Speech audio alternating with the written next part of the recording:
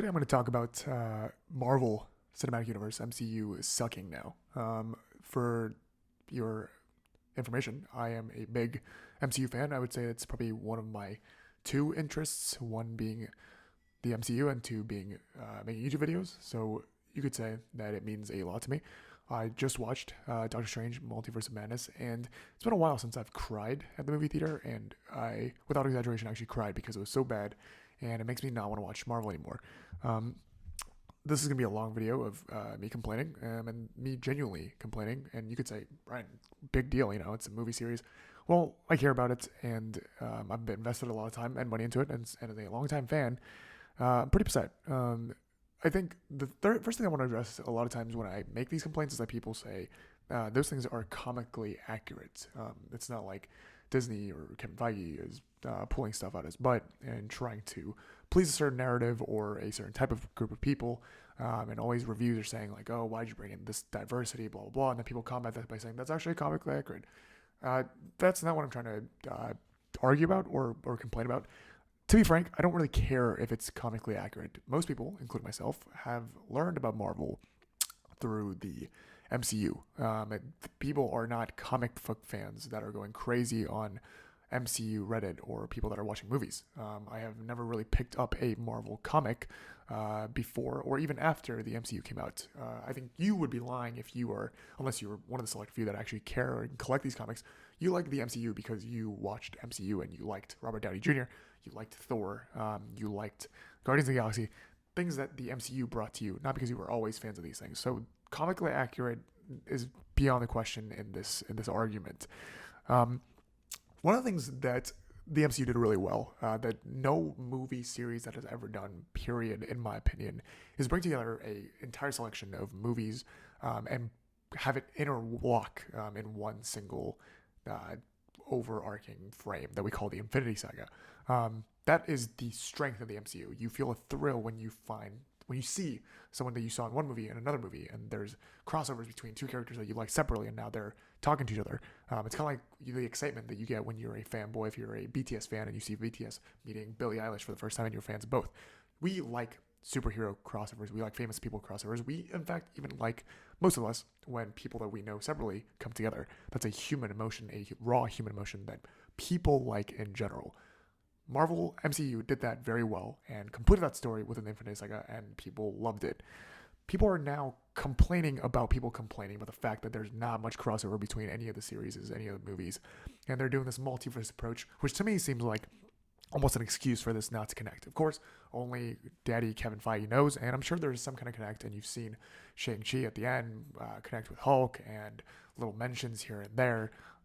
There are interlockings, but it seems like there's various storylines all going far and far and far away from each other. I've seen arguments that said, even in the Infinity Saga, there were different points at which people connected. It wasn't from the beginning that there was locked, but because of this whole multiverse craze and various storylines, people on the foot, the unity is not there, and people are complaining about the people who complain that there's no unity and saying it's okay, they're going to unite at the end, or that's not what the Marvel Universe is about. That is literally what the Marvel Cinematic Universe has been about, and why people like it so much. Characters that are engaging, characters that have superhero powers that make a mythical, cool component to it, but then them collaborating and doing collaborations. It's like when you hear Justin Bieber on Kid Leroy's album, you get excited because two people that you like are collaborating together. We don't see that anymore, at least not yet in the MCU, and a lot of times if it does happen, it's people that you don't really care about. I think that's the biggest issue currently going on. The second thing I also want to talk about is power imbalance. I'm talking about this in terms of a superpower imbalance. At this point, I'm not sure who's stronger than what in what sense. The MCU has always struggled with this, but it seems like after the latest movie, spoilers assured, Scarlet Witch is undefeatable. She single-handedly destroys another parallel universe's entire team of Avengers, known as the Illuminati, which also has its own sort of problems, with a flick of a finger. And yes, she was in the peak of her emotional anger, and she was very powerful at that stage. But it's I can't understand who is more powerful than who. And if someone is of that strength, and they happen to be in the Avengers, why can't they solve the problems that the other people can't? And you could make the argument that they're busy or whatnot, but it seems like some of these people can, at the flick of a finger, figure out some of the conflicts that the other characters are in. And I understand that's a superhero world problem in general, but it's really hitting home recently.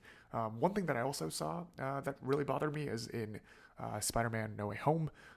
They battle in the mirror dimension. You're telling me that a 16, 17-year-old kid who has the powers of a spider and somewhat knows good math can defeat the somewhat Sorcerer Supreme or second in command to Sorcerer Supreme in the mirror dimension of which he has complete control in by using geometry. I understand that it needs to be for plot reasons, but a entire series or world built upon superhero powers should take superhero powers seriously. There's another scene in the Doctor Strange Multiverse of Madness where Mordo, or whatever his name is, and Doctor Strange fights hand-to-hand combat, and one of their hands is locked in this power restricting thing, and the other hand is not. And then Mordo gets stuck in this relatively low crevice that even I could probably jump out of, and he gives up pursuing Doctor Strange because he's stuck in there, and then says, "Curse you, Strange." Can he not have climbed out of that and chased them? You're telling me someone who's trained in sorcery doesn't have upper body strength? There's just a whole array of things that I think are forcing this plot that doesn't feel as natural. And to reiterate, I'm sure that there was a lot of holes in the Infinity Saga, but that is with the understanding there's a lot of crossover, cool, intricate characters. And this next topic that I'm going to talk about is this weird implementation of diversity. I once again, I'm all for representation. I think it's cool to see people that look like you on the screen, especially if they're leading a culture, if they're superheroes. It is odd that until Shang-Chi that there was no Asian superhero period, when there's Asian superheroes, if you want to be comically accurate, in the MCU, the big three all being, straight, white, male, whatever you want to call them. Sure, if that's a problem for you, you could stop watching. I'm not saying that that's what made that interesting, but on the flip end, there's this like weird forcing of diversity that just doesn't make it fun. I think America Chavez actually did a great job. I actually don't know how to pronounce her name properly, but that is also comically accurate, and it almost makes sense to me that Miss America is a Latin American girl, a young person, both combinations of which we haven't seen much in the MCU. My problem is with the Eternals, and once again, if this is comically accurate, I'm sorry, I don't really care for comical accurateness in this rant. It's more just to talk about my problem with the MCU and isolation. I also, on that point, just as a tangent, there's plenty of people that say that's actually comically accurate. The same people also get mad saying the MCU is different when people fight back and say this should have been comically accurate. That same group of people say, well, actually, the MCU is different, so you should excuse that. Same argument being applied differently. But back to the diversity point. Eternals. Here's my biggest problem with Eternals, which I think kind of marked this new era of the Marvel Cinematic Universe, along with Loki and stuff, which I'll kind of talk about later, but maybe not really. The Eternals, it's great, to have 8 very different looking people come together, sing Kumbaya, they're a family, solve the problems. It's great until you recognize what the actual storyline is, though. There is this being called a Celestial that sends these beings called the Eternals to take over planets, and their entire power level is that they all have diversity of power, which, sure, that's fine. Everyone has their own skill. And their only goal is to take over this planet and basically bring it out to sacrifice to the Celestial. You're telling me that you, as a celestial being that creates these beings to go take over planets, your goal to take over a planet isn't fulfilled by creating 10 guys that look like Chris Hemsworth and can destroy and fly and write thunder, and they're all androids that can be crafted for their power. Instead, you have these people infiltrate humanity or whatnot from the beginning of time, where Earth has, unfortunately, a racist history, and yet you send this diverse array of people, which includes a overweight person, a kid, a person who can't talk. Those things feel very forced to me. I think there's other ways to do diversity. It was great marketing. I'm sure the entire peninsula of South Korea watched that movie because Don Lee was in it, and props to him, big fan of him personally.